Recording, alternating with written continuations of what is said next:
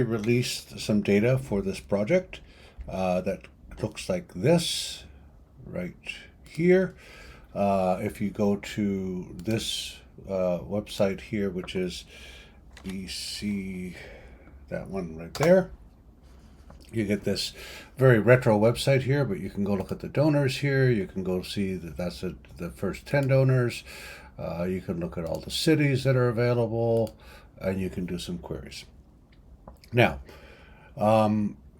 this data isn't very useful unless you know how to fetch it and use it. So what I've done is I've built this little demo here, which has 3 tabs: a donors, an event setup, and an event review. So for donors, you can go and change the limit here. So I could say 500. And so then I get my 500 donors, and you can go have a look at them, and they're all defined there. There's a whole bunch of stuff that's available there.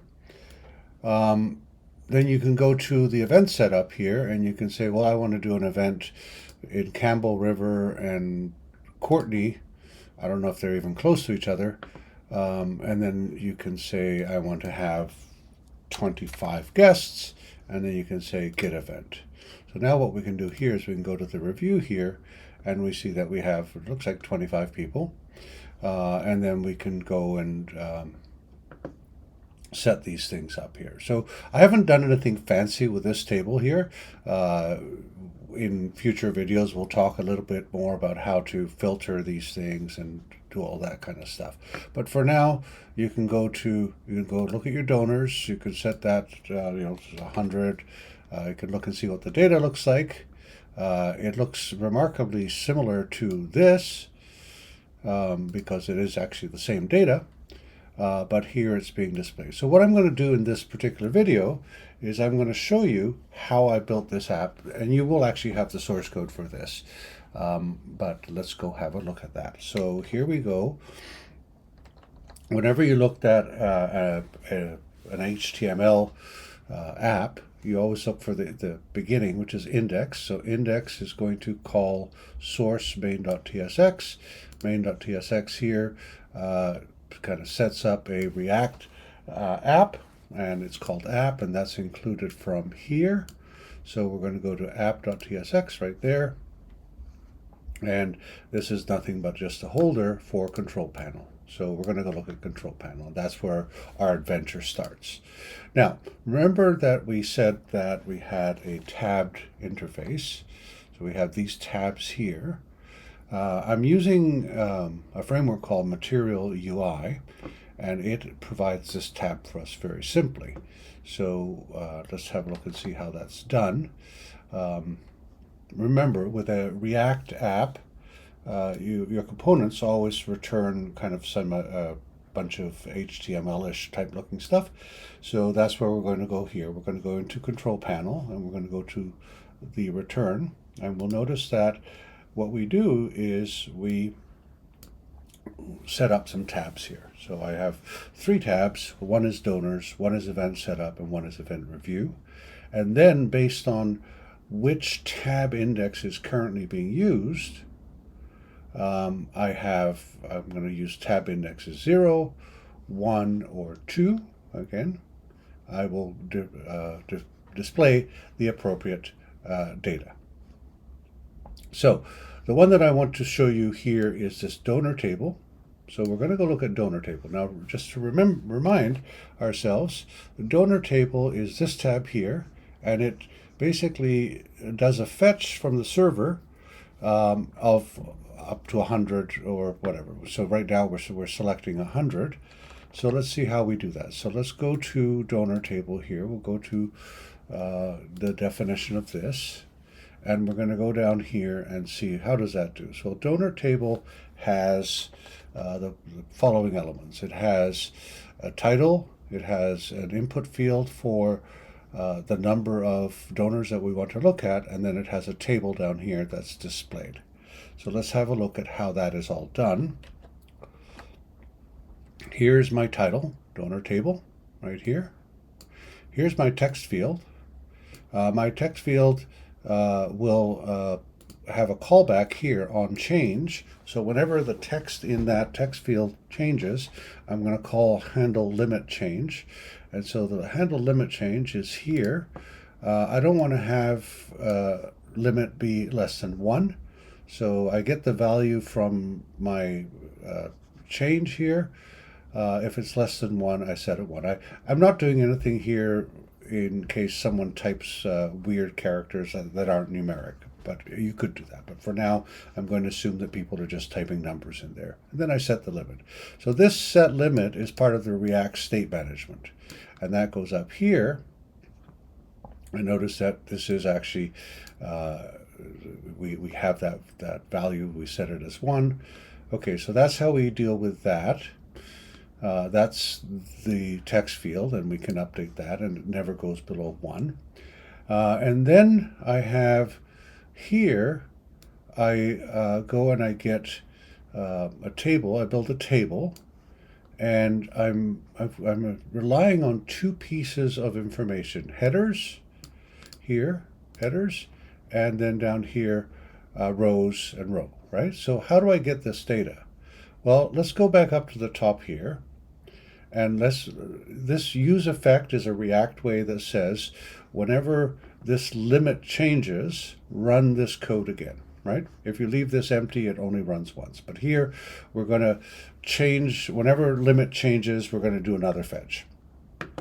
And what is the fetch that we do?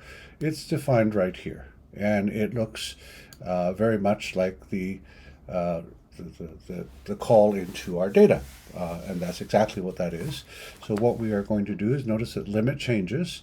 So we fetch that, and then we use the JavaScript promise or asynchronous here. So basically we fetch, and then when that finishes, we have a response, and then that response goes to JSON. So we're going to basically get the JSON of that response.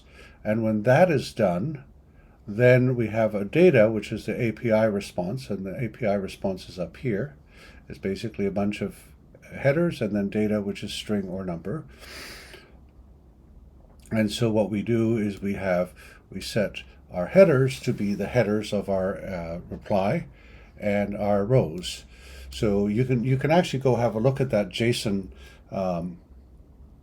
string by going to again to our API here. We can go here, and if I say here format equals JSON, then you can have a look at it here, and then you can see what this looks like. And you can see that we have the headers, which is an array of strings, and then we have data, which is an array of rows, and this is my first row, this is my first donor, and this is my second donor. And so that's what it looks like.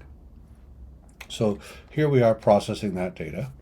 And you'll remember from your 5004 or 5010 that Java had maps.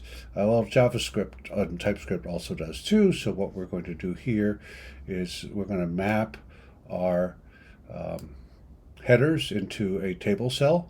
So every one of these headers becomes a table cell. And so what does that look like here? Well, this is here. These are our headers going across the top here. And then we are going to do the table body. So we're using a Material UI component called table, and it has a table head. It also has a table body, and a table body has a bunch of rows. So basically for every row, we're going to match into a component called table row, and then for the elements of that table row, we're going to go over the cells, and then we're going to create this thing. So what this does is it creates our table. This is how we do it. And again, let's have a look at it, and then here you have the table. Now again, I'm not doing anything fancy here. You can't click on anything here. That you can figure that out later. And then we have this event set up here. So we're going to do in here, and we're going to do a get event. So let's go back and see how we do that. So we are going to go to our control panel, and then here I'm going to do handle get events. So basically my button get event is here, and the callback is handle get events. And here I'm going to do that. But there's a couple other things. One is I have my cities here, and I handle in some selected cities, and my cities, I can select the cities, right? See, I can pick that or that. So those are all being handled by a callback here. My handle select city there is being, if we go to that definition, we basically, we are updating our list of selected cities such that we have that, and we're storing that in a state. Feel free to investigate that at your leisure. So that's our cities. So at the point where we click on here, on get event, let's go have a look at that. Go to definition. So my handle get events is actually going to do a query. Look at that. So that query looks exactly like the query that was advertised here. So we go here, and if we go back here, we go back here, my event to get to generate an event list is right here.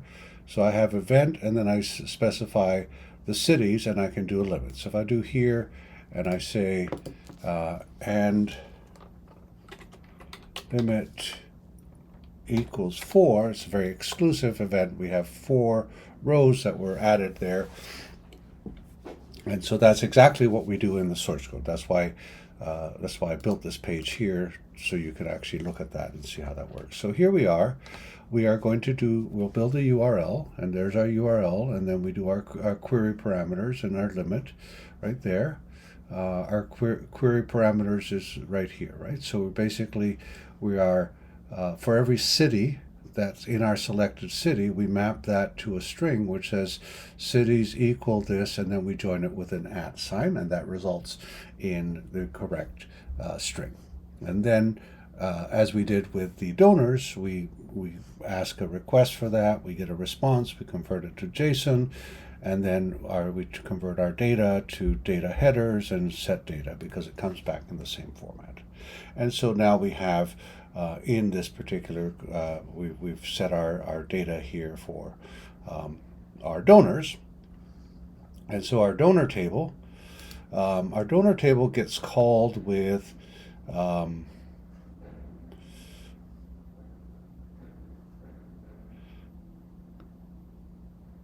so not the donor table, an event table.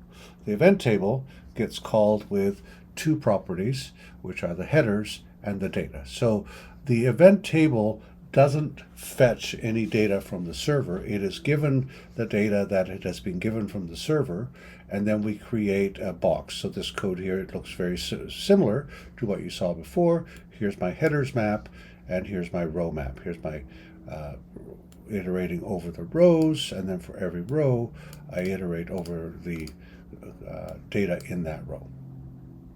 So let's have a look at this again very quickly. So in my control panel, I have a tabbed interface. The tab index is taken care of by my handle tab change here. Go to definition here. It basically sets it to a new value. This is it just handles a selected tab. Then we have a donor table. The donor table actually fetches its own data and manages the display of its own data because it's just a fetch based on a limit number. Our event generator allows you to pick the cities. They're right here. It allows you to pick the maximum number of guests that you want to invite to that event here. And then it triggers this thing here. And it stores the data. So handle get events will store the data in these 2 files here, which are the headers and the data, right? So this is where the event data is stored, not the donor data. The donor data is isolated. It's in the donor table. We don't have access to it here. Right here, we're storing the data for our event in this data here. And then when we load up the event manager, we pass in the headers and we pass in the data, and that way we can display that in a table. So hopefully that makes sense. We will be going over this in class, and we're going to be digging into this. There'll be a couple of exercises that we do in class to help you understand this. Okay, thank you for watching. Bye.